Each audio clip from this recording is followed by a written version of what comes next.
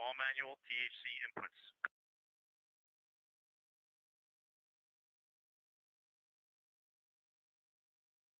Copy read. Please take DocCam exposure to 0, wait 20 seconds, and then take back to 1.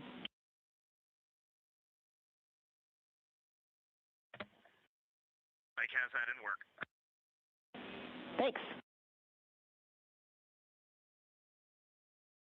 As you heard Capcom Amy Dill ask the crew, they are able to control the exposure that we see from the docking camera down on the bottom right side of your screen as the interim cryogenic propulsion stage gets farther and farther away. That's actually Orion backing away from the ICPS, having recently completed the proximity operations demonstration, during which pilot Victor Glover manually flew Orion.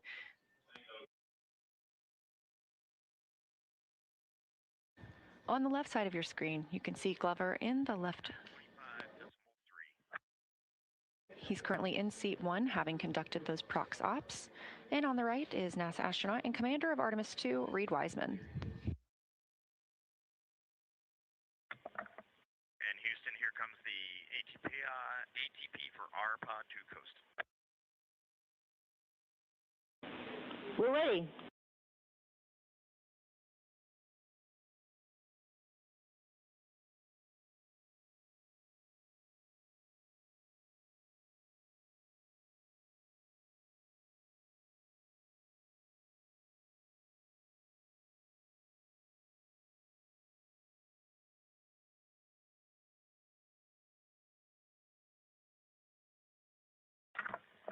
Houston, we are going to 12.2.2515 USS-2 burn execution. We're with you.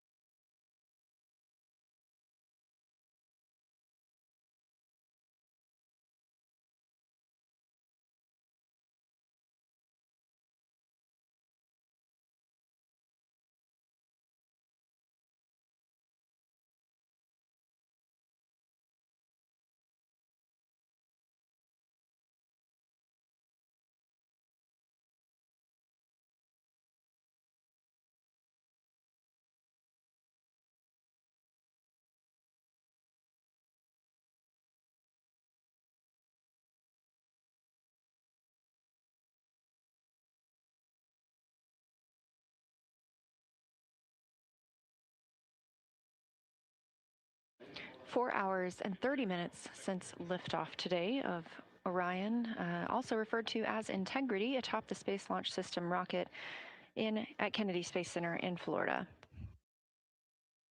The crew continues to back away from the ICPS, the interim cryogenic propulsion stage that was used for the perigee raise maneuver, and the apogee raise burn that put them in the high Earth orbit where they're at now.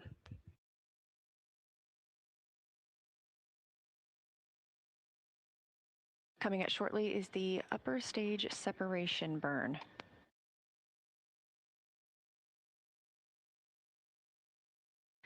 Upper stage separation provides what we need to distance Orion and the interim cryogenic propulsion stage even further.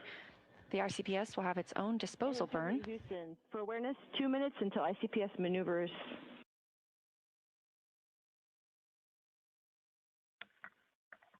Integrity copies.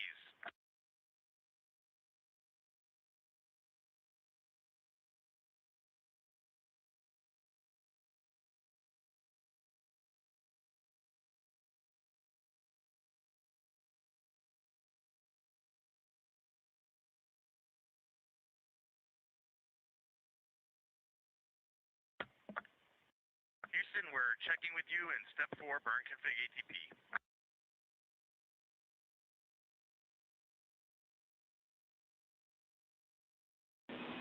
Go to continue, ready for ATP.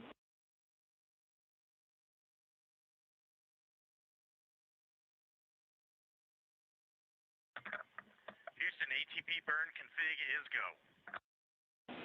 Copy.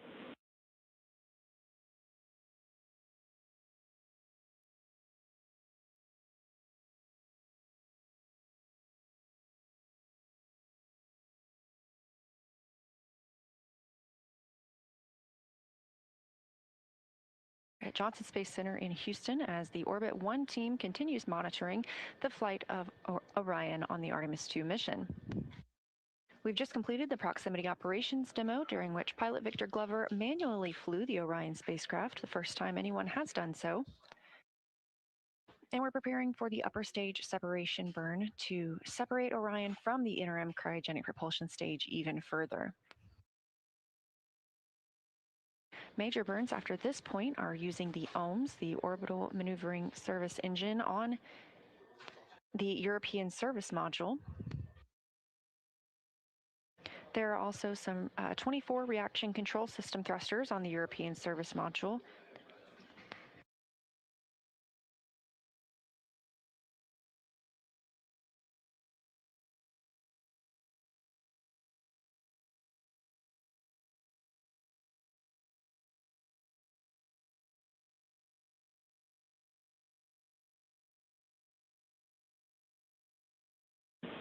Integrity ICPS maneuver in work.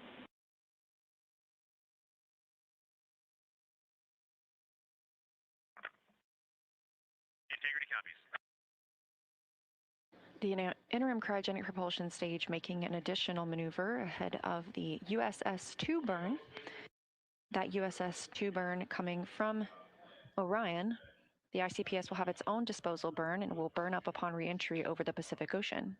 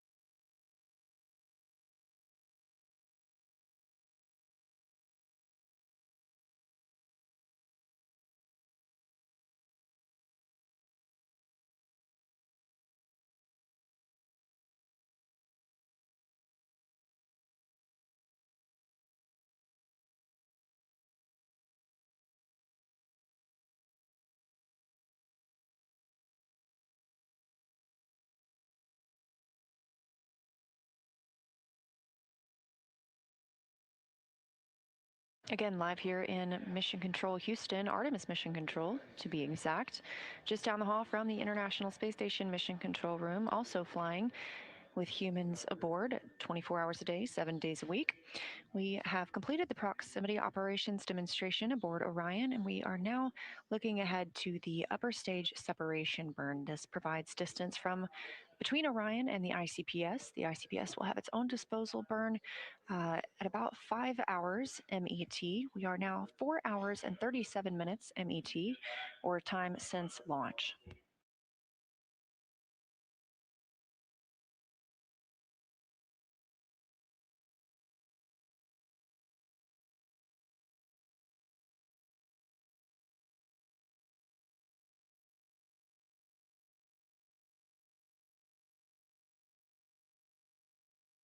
It's been a long day for the crew aboard Orion, and they still have a few tasks to complete before they can go to bed tonight. Of course, we'll have the upper stage separation burn that they will need to monitor. They'll continue doffing and stowing suits. Houston's here. Can you confirm what status you want us for suit drying? Checking.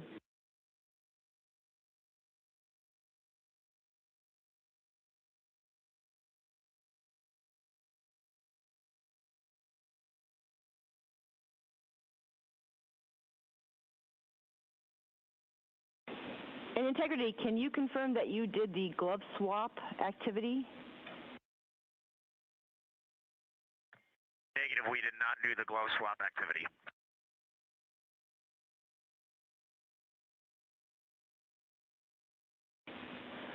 All right, when able, you can do the glove swap activity, and then we'll need a 15-minute timer, and then we'll be ready to terminate suit drying. Integrity.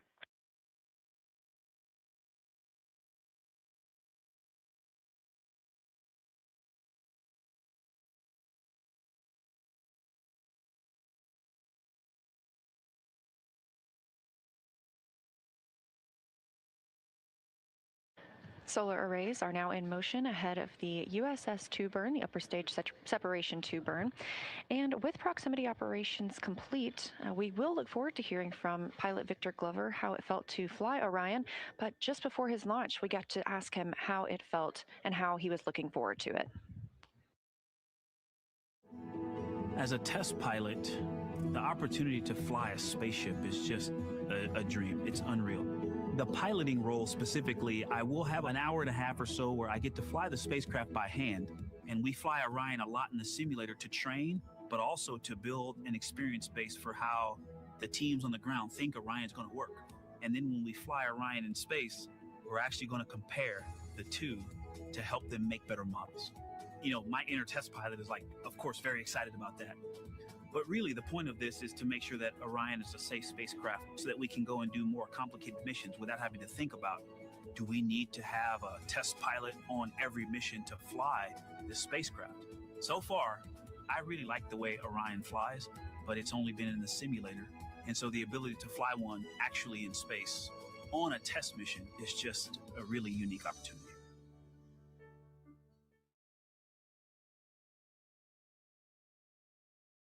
Again, those words from pilot Victor Glover before his flight aboard Orion, and reflecting on how it's been to fly Orion in the simulator for those proximity operations demonstrations.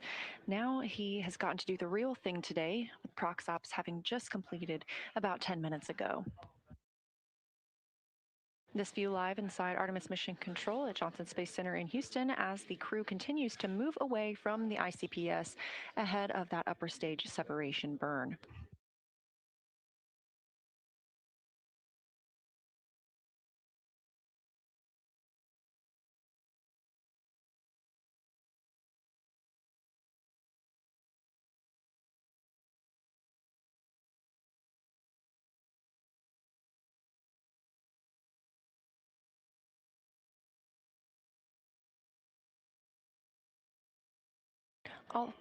All 4 solar arrays are now in position ahead of the upper stage separation burn.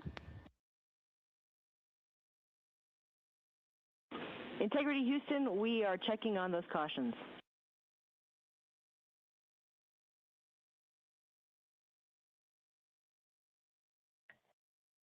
Integrity. Orion is now maneuvering into the proper attitude ahead of that upper stage separation burn.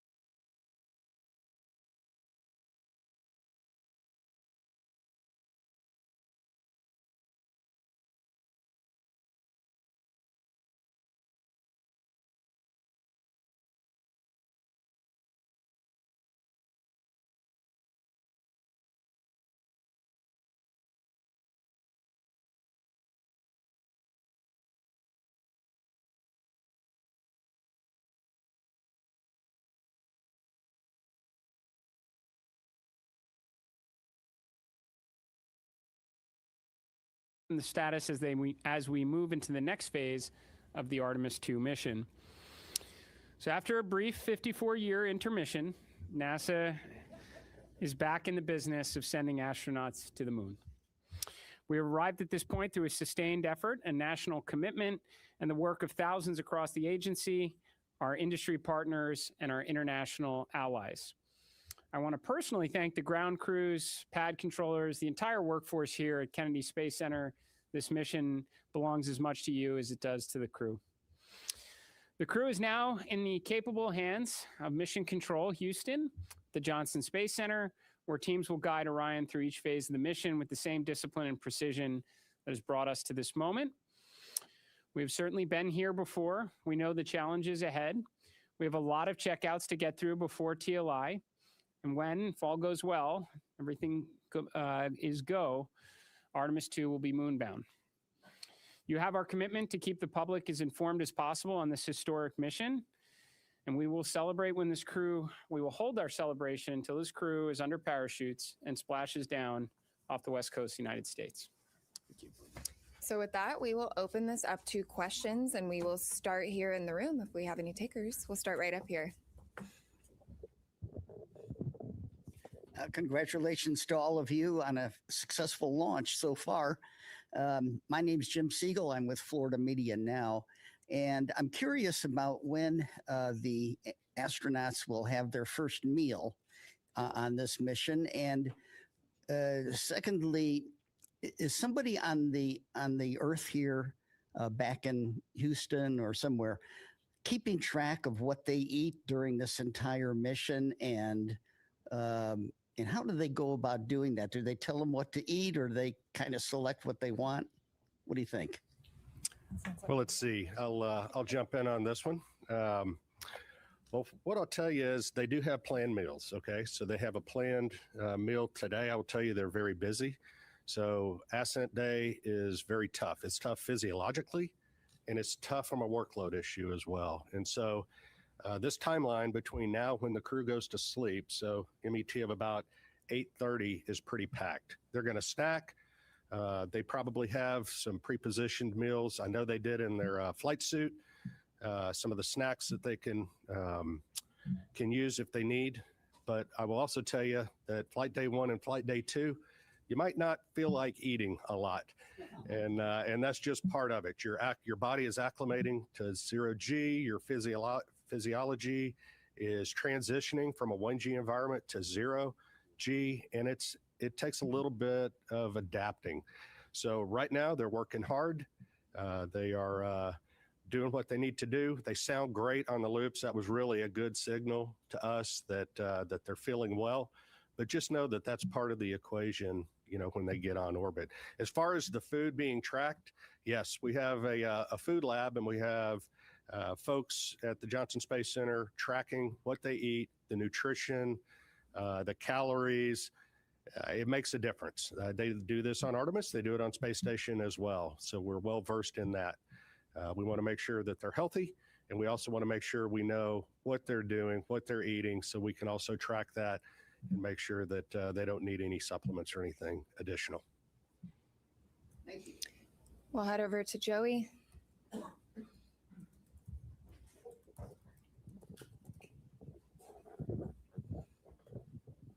Thanks, guys, and congrats on a clean launch so far. Jared, or whoever wants to answer, how were you able to resolve the communications issue, and do you have any guesses as to what might have caused that? And was there any part of the mission so far that appeared off nominal, or is everything looking good? Just curious to hear how things are going on that. Thanks. Well, on the comms issue, and I don't know, there may be someone here that has a little more detail than I do of having to run around quite a bit, but I think they're still looking into trying to really understand exactly what was going on there. But it's restored, which is important. I think it was during handover to Tedros West. Between sometimes that's squirrely ground configuration. You gotta get that right. So hopefully that's what it is. But we'll chase it down. But they were able to recover. They had intermittent forward and return links, so the burns that they needed on board it was never an issue. It was unusual for it to be dropped out for a couple minutes, so that's what we're telling you. We had a controller issue with the toilet when they spun it up, so we got to work through that. That's going to take maybe a few hours of troubleshoot. So there was also a water tank valve. There's 4 water tanks in Orion. There's a crossover valve that connects the 2 gangs of tanks. It's supposed to be open to ensure maximum flow. It was closed during ascent. When you shake the thing, things like that happen. So they're going to reset the valve. And then they had a recurrence of on Artemis 1, we had a latching current limiter failure on a piece of electronics, a transient failure when it gets exposed to radiation. They took 1 hit of those. We took about 24, 25 of those during Artemis 1. Again, normal, the onboard fault detection cleans that up, but we're just getting started, Joey. Right, this is a flight test, and a lot of what we're doing here is exactly this, trying to test out all of the things that require the crew interaction, right? And so we anticipate to have a lot of these. Well, that's what we're here for, work through them. Sawyer. Apogee rays burn. We're go.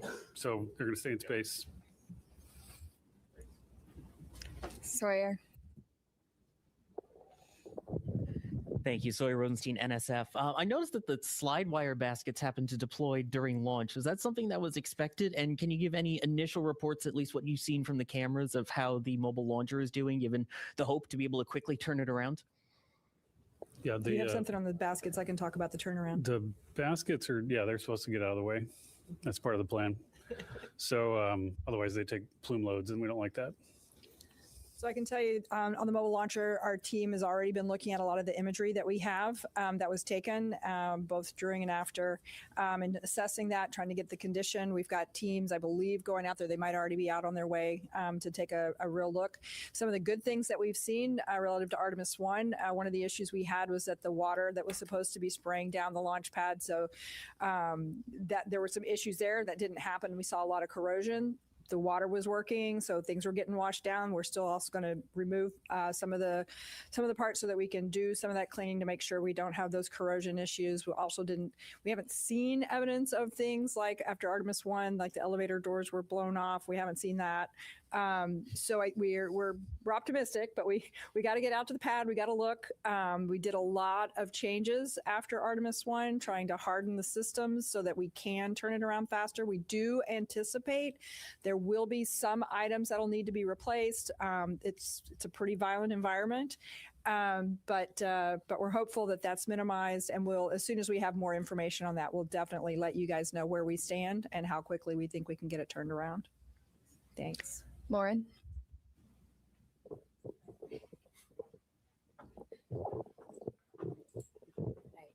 Lauren Grush with Bloomberg. I just wanted to get a gut check on how we're feeling about the upcoming proximity and ops operation. Do we have any concerns with that TDRS delay, or is that not an issue for that? I would say right now we're on for the proximity operations demo. Haven't heard anything that's keeping us from that, Norm? No, on track, ready to go. Victor Glover's going to be flying it. Reed's going to be working the procedure with him, and cross-checking, and Jeremy and Christina are going to be looking out the windows, also spotting, cross-checking, using cameras and imagery, and it should be beautiful. So we can't wait. We'll go right over here. Yes, Bert Dick from Ad Astra Magazine, National Space Society. Just wondering if the astronauts reported what the ride was like to orbit. I know with the space shuttle, it was a pretty rough ride until there was SRB SEP. Was this similar? Have you heard? I have not heard a report yet. I know we will get a report. Again, yes. When MECO happened, immediately they were getting prepped to do their perigee raise maneuver. That's critical. Otherwise, they come back to Earth, which we don't want them to. So they got that. They are working to get their spacesuits off. They just got the ARB burn, which was very important. So now they're working to get their suits off. So they are very busy. Now, later today, I anticipate they will call down and give us a full brief as to, how the Proxox demo went, how the ride uphill went. And I personally can't wait to hear the comparison between this massive rocket and the shuttle. Sounds great. Thank you. Micah.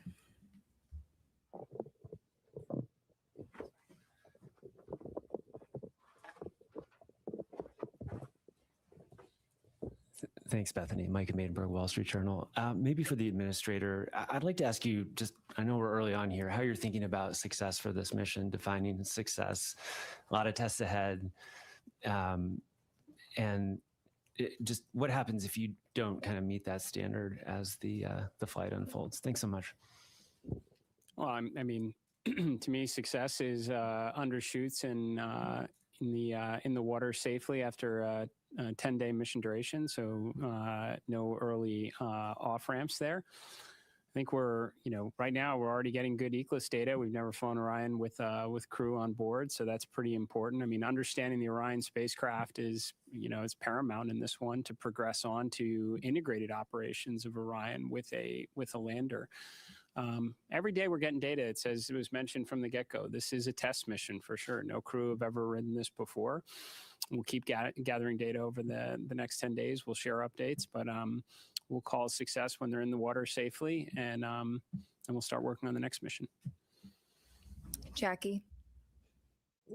Hi, right here. Sorry if I missed it. I just wanted to check in on the status of the perigee and apogee burns. Are those both finished at this point? And then I also wanted to check how best way to explain to the audience why we're doing that apogee raise maneuver and why we go into that high Earth orbit. Thanks so much. Do you want to take that? I mean, I can certainly say we completed the perigee raise maneuver. That was done pretty quickly, as you heard, and the apogee raise burn should have already happened. That should have been happening while we sat here. They were getting ready as we were walking in. And then if you want to talk maybe about the rest. So we go into a high Earth orbit. Roughly, the perigee is about 1,000 nautical miles, rough give or take, of the Earth, 25,000. So it's pretty elliptical. That's getting us, everything we do is getting us set up for the translunar injection burn. And so it's getting these burns, it's all converging down to what we call TLI. So we got to get the ECLIS system checked out. We got to make sure we have a redundancy. We got to make sure these burns go off where they should go off and get Orion and the SM configured exactly where it needs to be. So when it comes around and it's time for the translunar injection burn, off we go. And that takes us really, that puts us outbound to the moon. That's a real big commit point. And so you'll be hearing more about that tomorrow. You might mention it not only sends us outbound to the moon, but it also sets us up for the gravity assist that brings us back. So we are set all the way. Yes. Once we make that burn. Go right back here. Hi, TJ Muscaro with the Epoch Times. Thank you all so much. Something that hasn't been really talked about is that the Space Launch System predates the Artemis program, going all the way back to 2011. So 15 years really invested in this. And just how does it feel to finally see it, launch with the human crew on board? Yeah, I mean, right now, like I said, we're focused on the next 10 days. But I mean, I'll tell you, I'm incredibly proud of the folks that worked on this machine for as long as they did. And one thing we didn't talk about earlier was, one of the big objectives is getting the organization and getting our qualification standards and getting our certification rigor up to the standard for crewed flight. That's a big, even though the mission is a complicated mission, moving the entire organization to a mindset of thinking about risk in the right way to fly crew is a big deal. And making sure that the way we've gotten the machine configured to fly crew with the resilience and the reliability we care about is also a big deal. So it takes time. I mean, we got a lot in front of us, but I mean, it's for the guys that were out there, it's a big celebration in launch control for the rocket guys. The rocket guys can go out and play now, but the spacecraft guys got a lot of homework. So they're going to go work on that. But yeah, for them, I can see it on their faces. Jeff.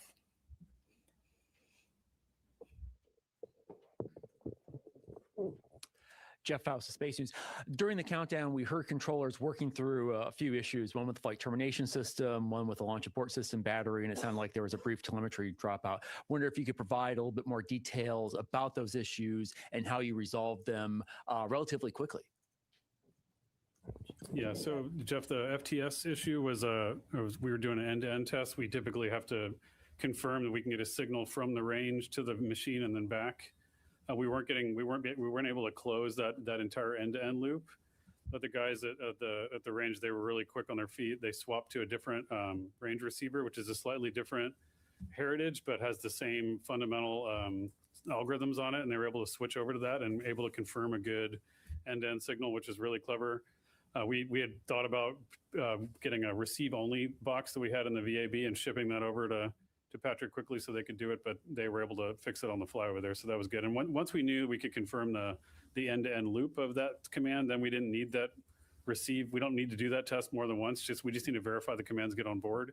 And so once we confirmed that command was there, then that we met all of our public safety risk. For the launch abort system, we had a battery, so 2 batteries, several temperature sensors on both batteries. We had one poke out of family. We want to make sure all of them are tracking within certain limits, but we could confirm, given the locations of the temperature sensors, where they are on the battery itself, that the reading was instrumentation, because there wasn't a credible physics-based explanation for why that sensor would be that far high. It was an order of magnitude off scale high from the rest, and so we were able to quickly vote that sensor out. So that was two of the major issues. But again, the team, this is what the training is for. This is what the practice is for, is to go into those things and knock them out quickly. So they did it really well. We'll go right over here. I noticed there was a lack of public address announcing outside, and there was a lot of going back and forth when we realized there were some issues and we had to go back inside to find out, or we had to have our phones. Why was there no public address system available with loudspeakers outside? I'm not sure what you're referring to. We're not sure what issue you're talking about the public address. Okay. All available to people outdoors, and I thought that was a lacking. Which we'll take a look into that. We'll definitely look into that. I wasn't aware that happened. So thank you for that information. That's new, and we'll definitely look into it. We'll go right back here.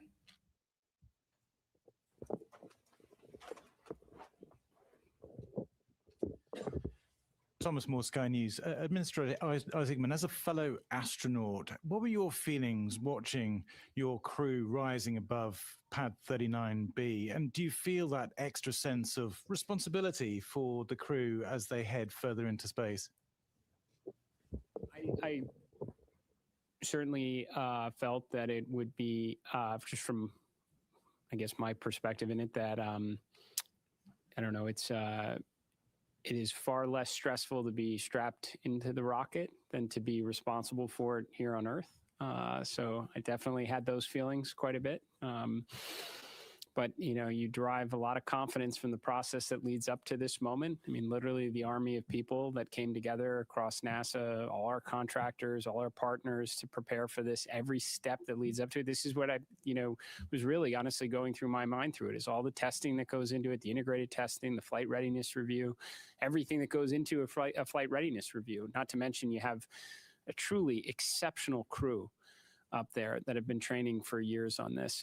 That gives you the confidence to undertake this mission, especially knowing the implications that it is part of a much bigger program. This is America and our partners' return to the moon, and we're trying to do it this time to stay. So incredibly important mission. Certainly felt the pressure of it, but it was relieved, based on the confidence we have in the team here at NASA and everyone who contributes to it. Thank you for the question. We'll come right up here.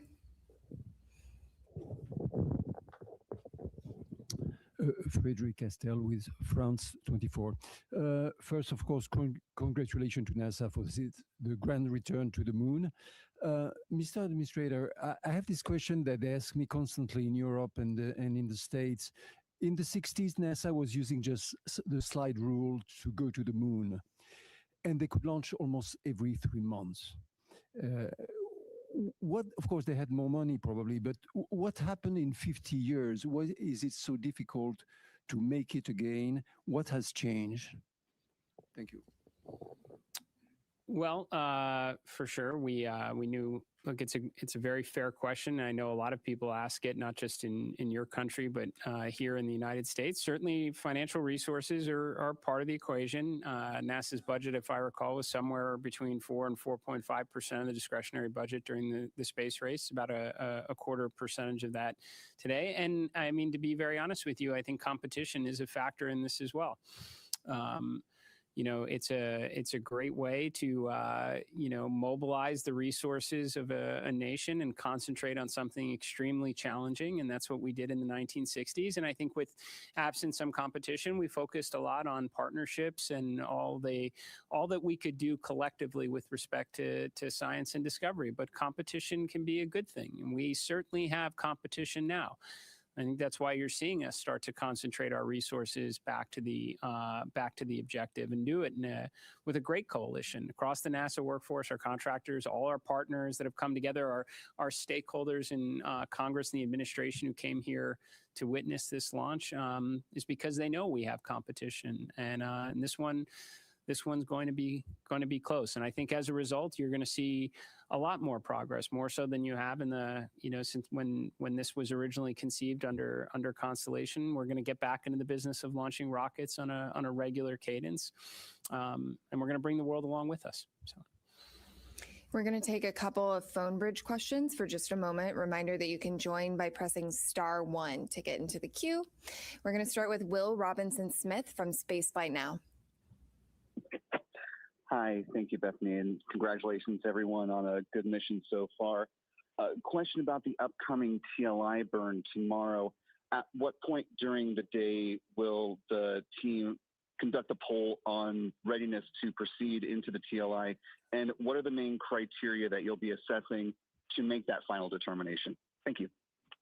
Okay, well, the TLI burn actually happens about the time that launch happens. So it's one day into the mission. So tomorrow, Eastern time, would be about 6:35-ish. Obviously, those burn times can change, so check that before tomorrow. But what are the teams looking for before TLI? We're looking to make sure that the life support systems work, that the vehicle's healthy, the life support systems have been checked out, they're ready to go. We assure that those are functional because once we commit to TLI, they have to function. And so we want to make sure. So that's why we spend a day checking out the systems. Ascent is, you shake, rattle, and roll a little bit, the vehicle. You saw that today. And you can imagine what that does to the systems. The systems, though, are performing very well.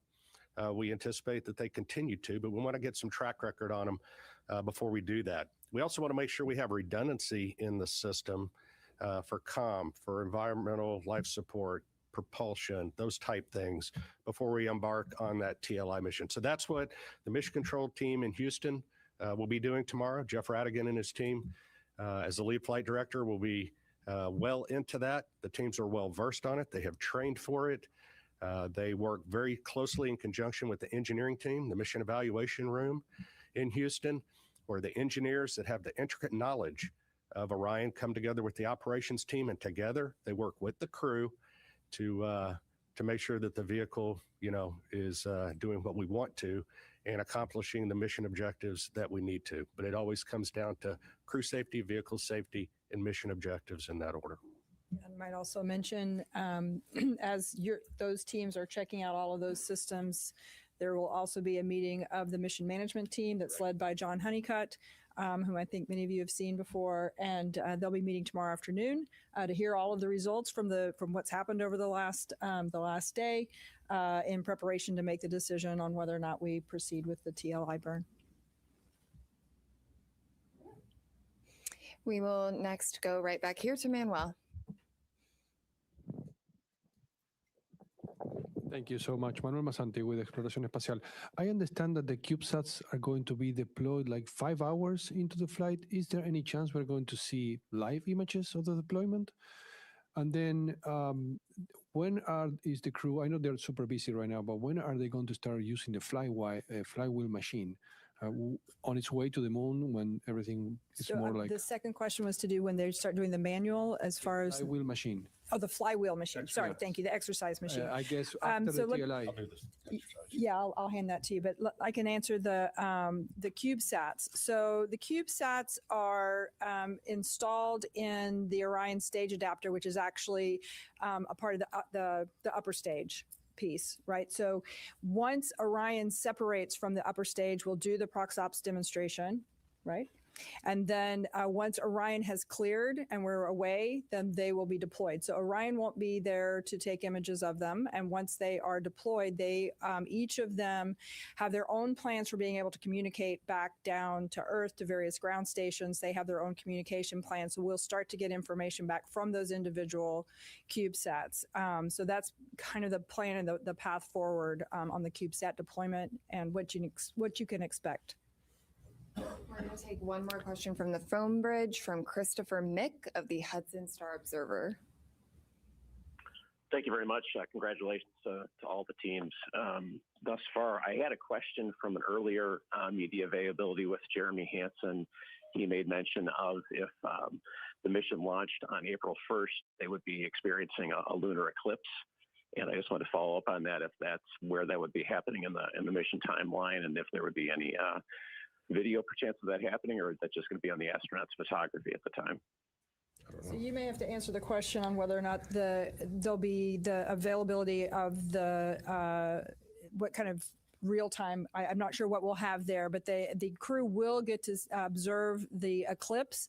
This is pretty unique. It's kind of interesting. It actually doesn't happen when they're out of comm, so they will be having communication during that eclipse time. But during the eclipse, the moon will be blocking the sun.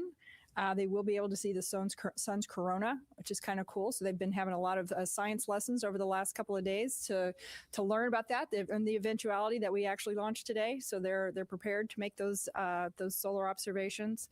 It'll be a pretty cool and unique opportunity.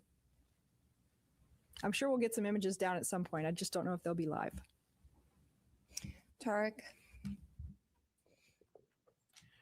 Thank you very much. Tarek Malik with space.com for the administrator. There have been a lot of comparisons of Artemis 2 to Apollo 8, a pioneering mission, daring, that sent astronauts on an untested crewed vehicle around the moon.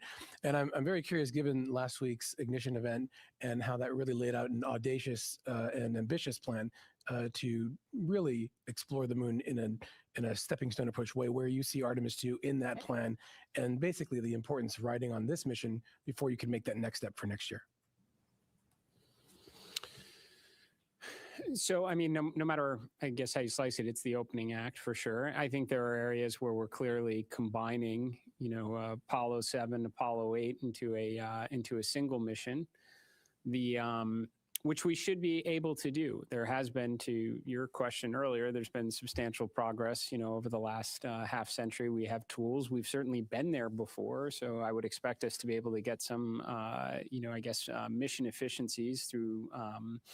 But I would say that what we learn from this, for sure, will inform how we think about Artemis 3. Now, there's certainly big picture objectives in that. We'd like to get the lander together.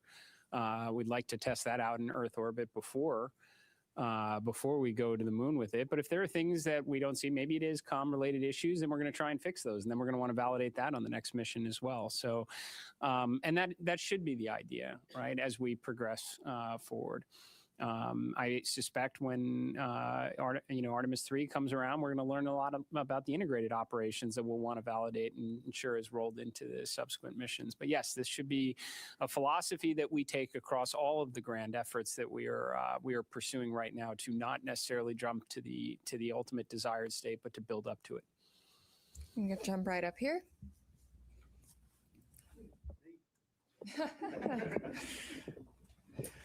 Hi, Richard Hollingham, BBC Future.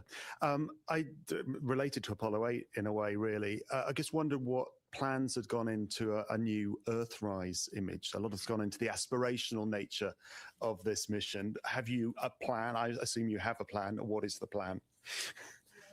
Oh, go ahead. I do know that the teams have been looking at what the opportunities might look like. They've looked at the different launch dates, and so I know that they're really going to try to make that happen. I can't give you a confirmation on that yet, but stay tuned. My understanding is they have been equipped with additional camera imagery capturing, equipment. So we're going to do everything we can to try and make that happen. It'd be awesome. We're going to go right back here.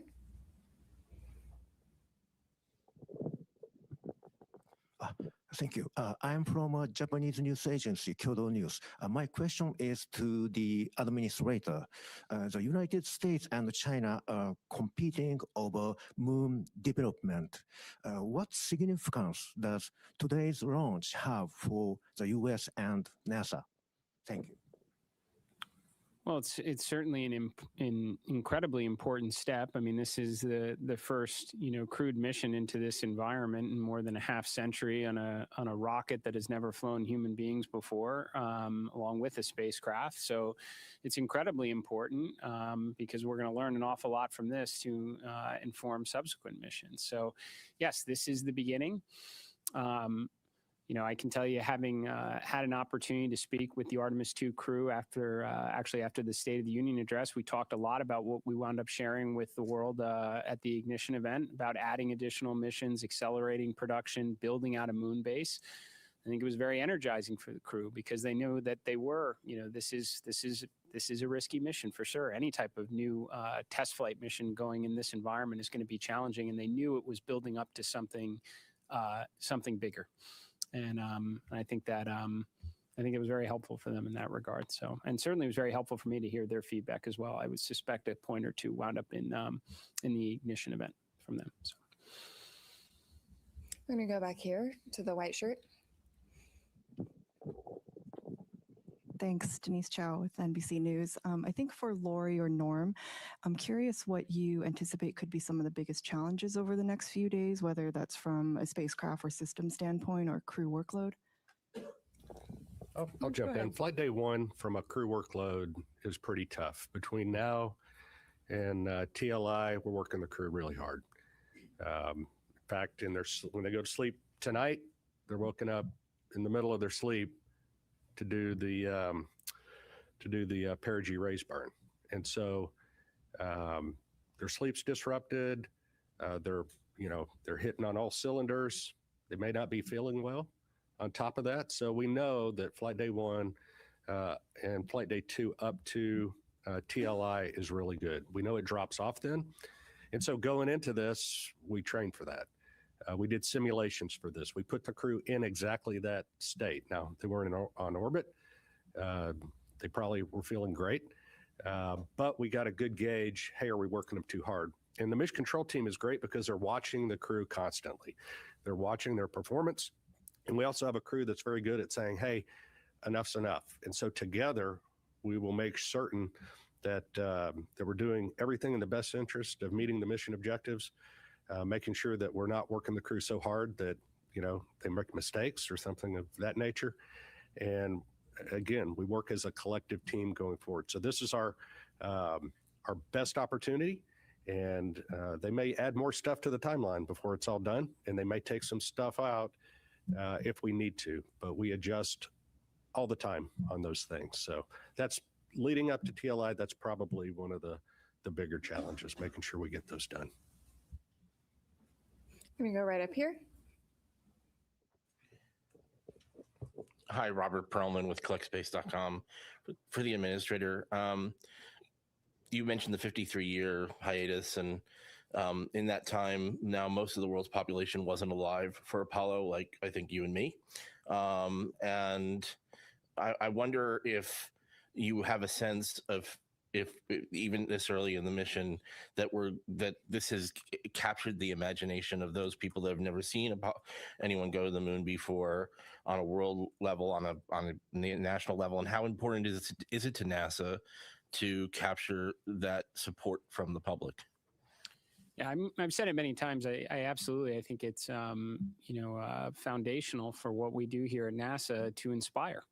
It should be a component of every one of our missions. I've talked about, I think after Artemis II, you're going to have more kids that are going to dress up as astronauts for Halloween. We want to inspire and create interest in the next generation to grow up and contribute to this endeavor. Now, how have we done so far in captivating the world's interest in America's return to the moon? I don't know. You have to tell me. We've been rather busy the last couple hours. I would say, and I felt this way going into it, that when we got down to T0, a lot of people would be paying attention. I suspect when some of the imagery starts to maybe come back from the moon, that's gonna further bring people into this story, right? And then we bring them home safely, and we start preparing for, again, the next chapter in the story. So. Yeah, I think inspiration is extremely important. I think people, despite, some of the commentary up to now, how many people really know we're going around the moon? I'm willing to bet right now a lot of people do. And I think we'll only draw in their interest further as the mission proceeds. We go right here.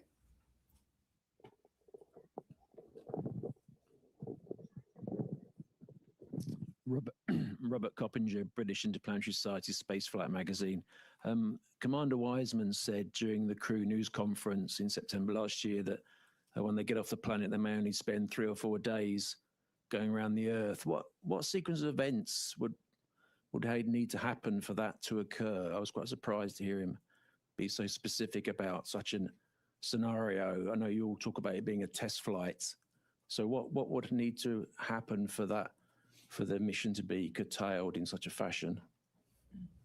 I didn't cover the question. So I think the question had, just confirm, it's kind of hard to hear, but the question is that the commander talked about one of the alternate missions where they maybe would stay in Earth orbit for 3 or 4 or 5 days, yes, that sort of thing. What would need to happen? So for one that of the scenarios that would have led to that is if for some reason during the launch that the SLS did not quite deliver us to where we needed to be, or the upper stage didn't deliver us to the orbit that we needed to be in, that would have been one of the scenarios. I think that's probably the main scenario that would have ended up in that one of those kind of alternate missions. Yeah, but I don't think we're going to need to worry about that, hopefully. But the other thing is if for some reason we're able to stay, but we're not able to do the TLI burn, we would stay in Earth orbit. So there's a couple of scenarios where that could happen. You're right back here. Hi there, Joey Vars with the Gabber for anybody. In the weeks leading up to the launch, we were talking about some of the distance records and altitude records and speed records that would be achieved that were contingent on the specific day and time of launch. I was wondering if we had a better concept of what those might be now that we are successfully off the ground. Thank you. Norm has that data for you. Well, based on the predicts right now, assuming all the burns go as planned and the timeline is executed as we think it's going to be, it'll be on flight day 6. At an MET of about, 18 hours, 18 and a half hours. And again, check that as we get closer because burn durations and things like that matter. But that's where we will exceed or beat the Apollo distance record, or at least that's where we believe that's going to happen. So that'll be an exciting day, and we'll stand by to see what transpires. You're right here. Hi, I'm Hanju Yang from Kookmin Daily in South Korea. And first of all, congratulations on today's successful launch. And my question is for administrator layer. And this mission also carried a Korean satellite on board. From your perspective, why does a crewed lunar mission like Artemis 2 matter not just for United States, but for the global community? I think we say often that when we undertake these type of endeavors, we never go alone. We go with our international partners. We have a Canadian Space Agency astronaut that's on board this mission. We are carrying a lot of CubeSats from our Artemis Accords partners, and we are going to continue to do this going forward. JAXA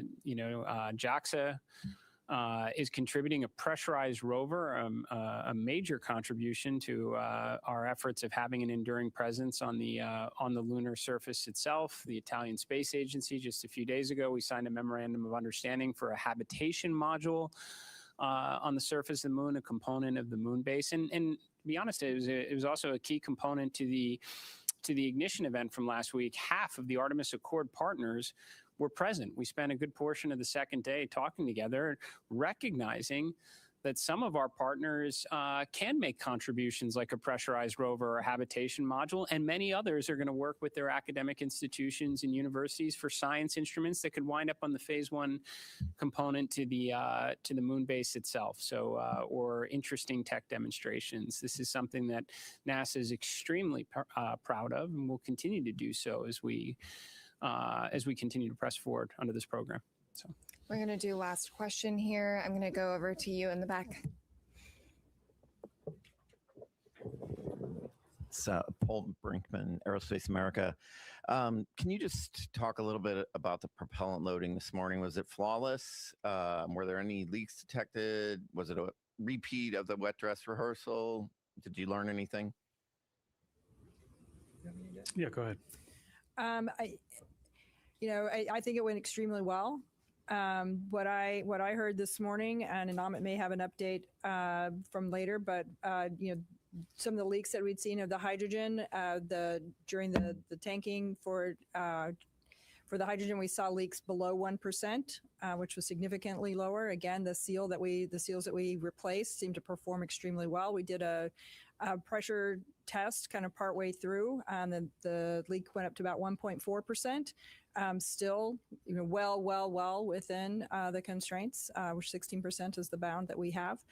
So I think it performed extremely well. We actually, I think, finished the tanking early, from what I understood. So I think it went extremely well. So again, the seals that we had replaced out at the pad after wet dress number 1, I think that was proved to be very successful. And with that, thank you all for coming out and covering humanity's return to the moon. Stay tuned for updates on NASA's social channels, including our continuous coverage on YouTube and NASA Plus. Go Artemis. Thank you.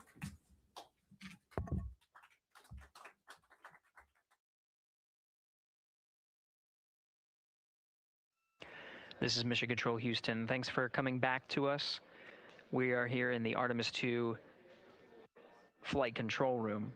The white flight control room here in Mission Control Center in Houston, Texas, following along with the mission and 4 Artemis II crew members who are making their way to the moon. For those that were joining on the press conference, we'll do a quick recap of some of the activities that happened over the course of the hour that happened during the press conference. We did have a successful thermal roll ahead of executing the apogee raise burn. The apogee raise burn occurred with an updated time of MET 1 hour, 46 minutes, and 7 seconds.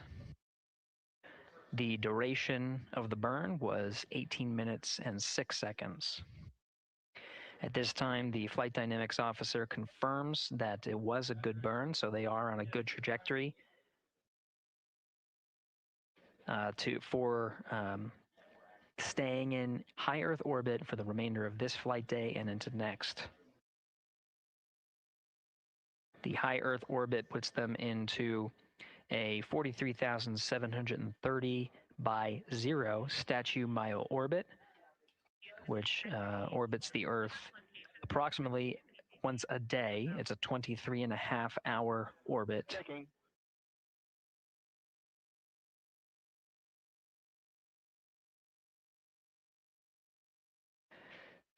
At this point, the crew is working through a number of steps to prepare for their first day in orbit, their first night.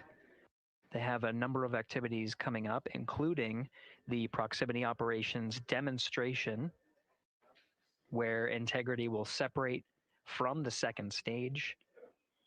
Integrity, those PCDs are located in Foxtrot 3 large.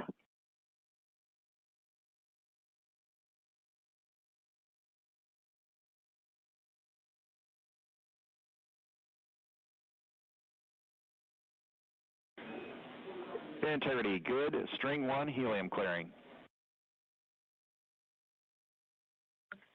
Integrity copies. And stand in the docking camera checkout, step 9. Would you like me to go ahead and configure for RPOD at this time?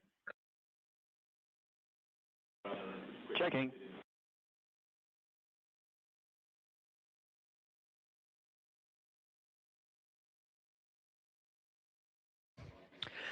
Continuing the recap, starting with the current discussion where Integrity is now beginning a thermal roll. Integrity for docking cam, yes, please configure for our pod. Copy.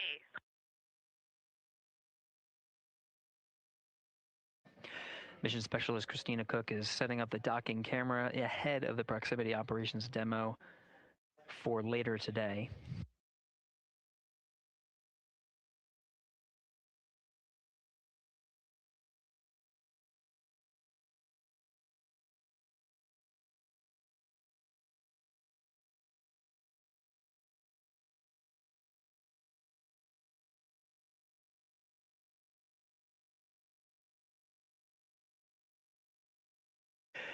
Right now, the crew is in the middle of executing a thermal roll.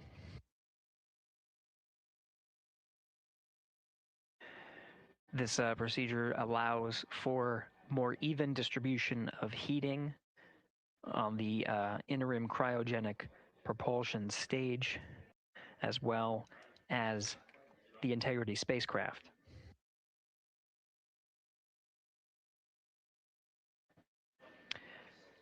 NASA astronaut Christina Cook is also working through troubleshooting steps of the waste management system that's aboard the Integrity spacecraft.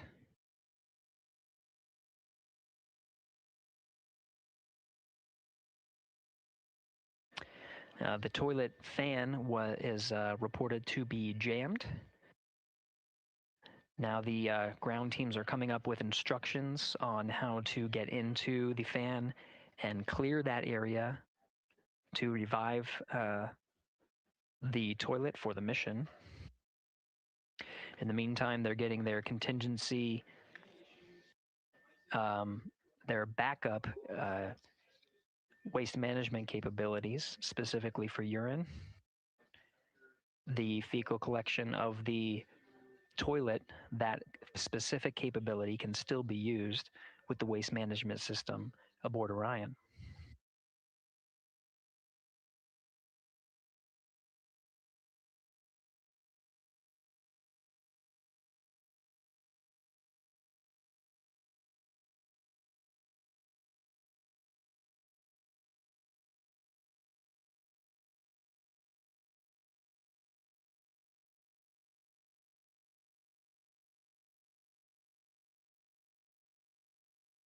At this time here in the Artemis II flight control room, we're beginning the first handover of the mission. The ascent teams led by Flight Director Judd Freeling are handing over to the Orbit 1 shift. You can see Flight Director Jeff Radigan to the left of Freeling. Right now, he is the one conducting the handover with his team, getting a read on all of the activities they have upcoming for the rest of the day. Namely, the one in the near term is a proximity operations demonstration.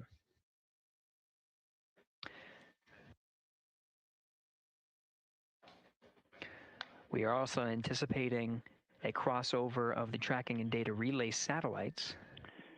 Integrity Houston for GNC. System is still performing nominally, but we are updating unfiltered and BFS with channel 1 again.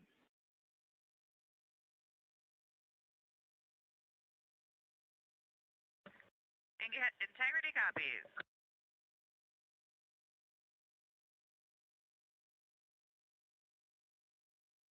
That call from Capcom Stan Love addressing the guidance, navigation, and control system navigation source, specifically channel 1.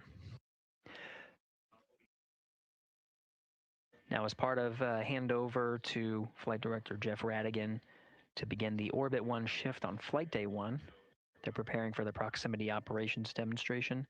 Ahead of that, there's an expected handover from the tracking and data relay satellites to the Deep Space Network.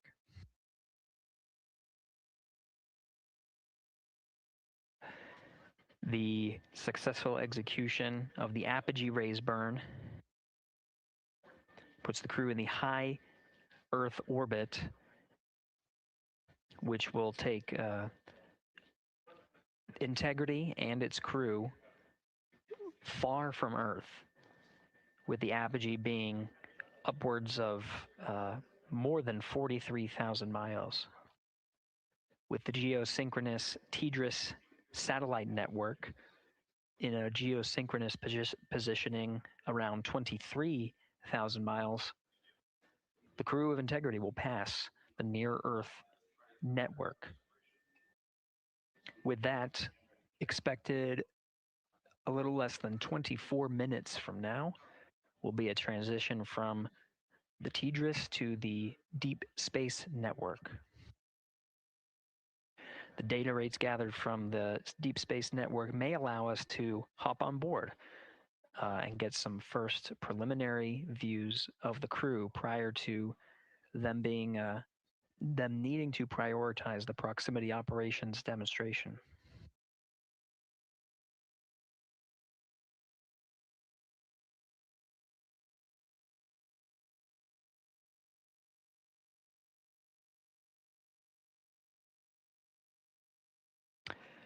We'll take a pause here and listen for some Orion to Earth communications as the team goes through their handover procedures so we can listen in on the next steps for the Orbit 1 team.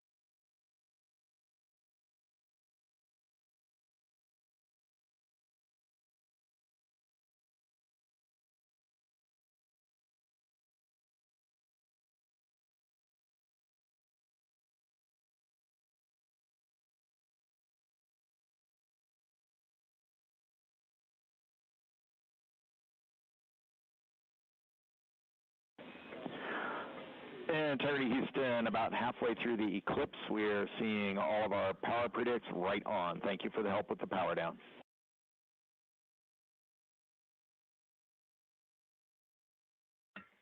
Integrity copies.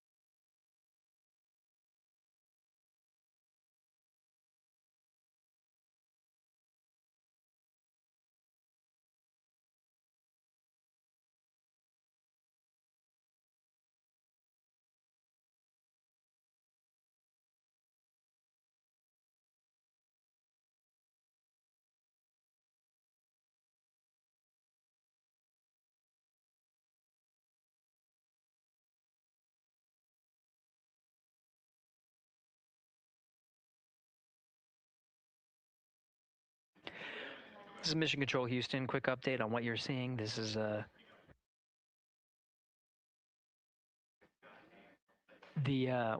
this display is brought up onto the front screen by the control officer here in Mission Control Houston. It's called the Ascent PFD and is available at the first phases of flight. It includes toggled settings between tanking, the ascent phase on the core stage, and now the ICPS phase. As you can note from the display here, we're in a post apogee raise burn coast. Right now, the attitude for integrity is... Integrity Houston, 1 minute to string 2 helium clearing. Also, your PCL Rev 1 HEO deorbit burn plan is on board. That's in slot 2. The name is HEO D/O Rev 1. Copy helium clearing, and we see the burn plan. Thanks. Outstanding.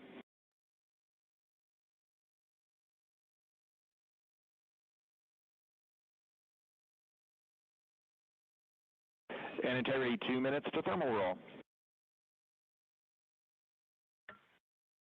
Copy.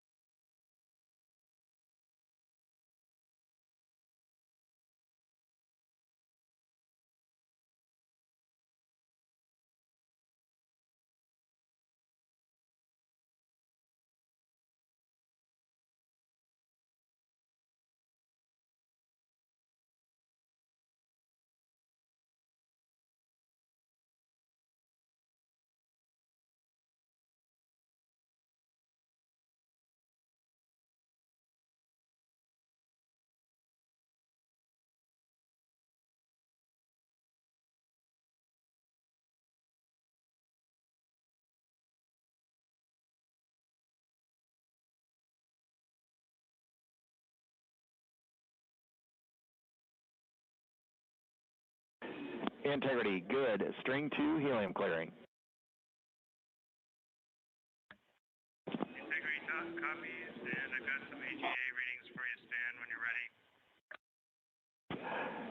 Jeremy, also thermal roll is complete. Jeremy, go ahead with your AGA numbers.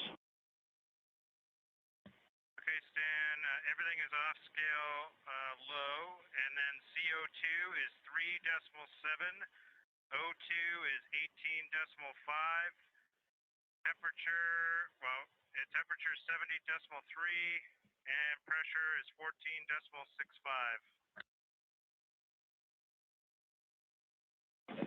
14.65. We copy all those numbers. Thank you.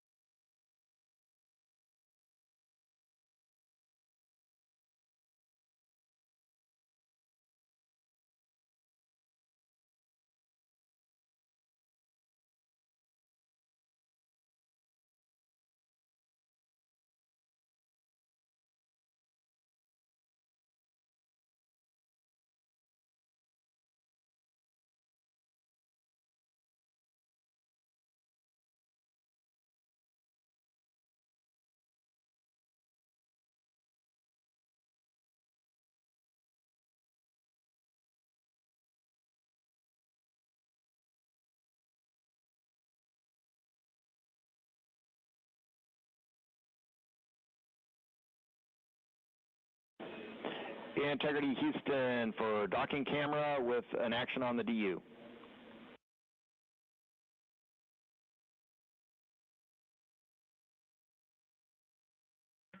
Go.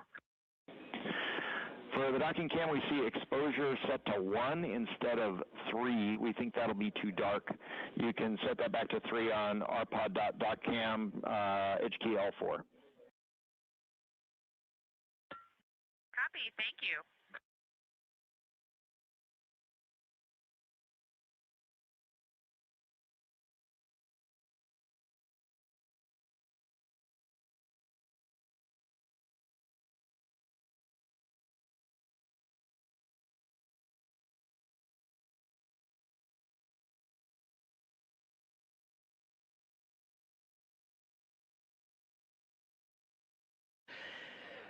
This is Mission Control Houston. The Ascent and Orbit 1 teams have completed their handover. Flight Director Judd Freeling sent some parting farewell words to the teams here, congratulating them on the milestone of getting the 4-member crew of Artemis 2 where they are now,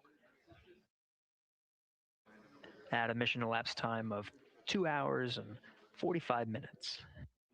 Integrity, thermal roll complete.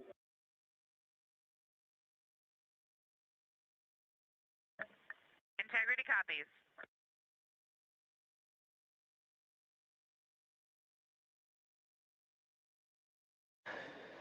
The Integrity crew working through their procedures.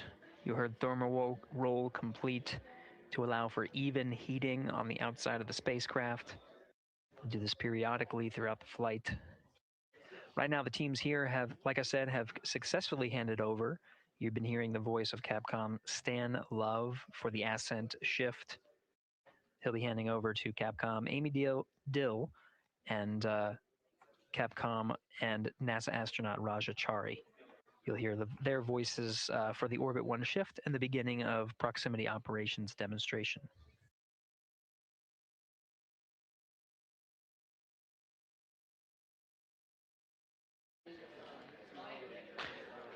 From here, Mission Control Houston, that will conclude the Ascent shift. We'll hand over here at the PAO console to your Orbit 1 commentator, Leah Cheshire Mustachio. She'll take you through the proximity operations and some of the activities that lead to the end of the cruise day and the beginning of their sleep period. That's it for the Ascent team. This is Mission Control Houston. Stand by as we allow a few minutes to reconfigure the PAO console and provide 24/7 commentary. Integrity Houston, com check on Peltor. Houston Integrity, com check on Peltor. Hello, Christina. You're coming in louder. How me? Amy, great to hear your voice. I have you the same. Good to hear that our Peltor is a little louder than the mic stub. We copy.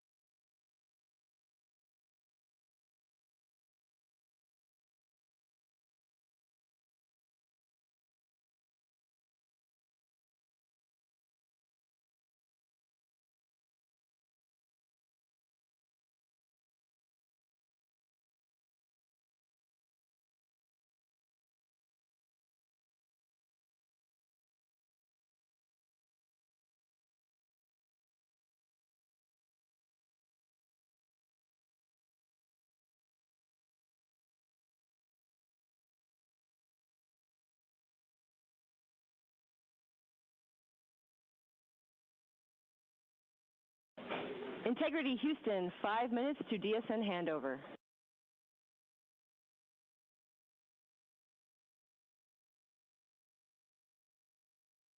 Integrity.